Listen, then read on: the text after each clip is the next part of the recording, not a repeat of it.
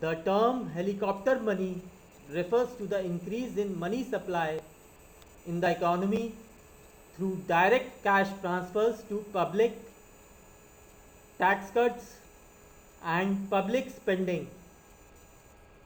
These measures are part of economic stimulus provided by governments and central banks around the world to spur economic activity during a recession. The cash transfers made to public are not repayable. This means the people do not have to repay the money.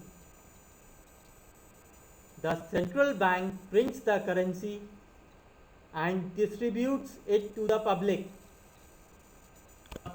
Payments of $1,200 per taxpayer in USA during the COVID-19 pandemic can be considered as an example of helicopter money policy.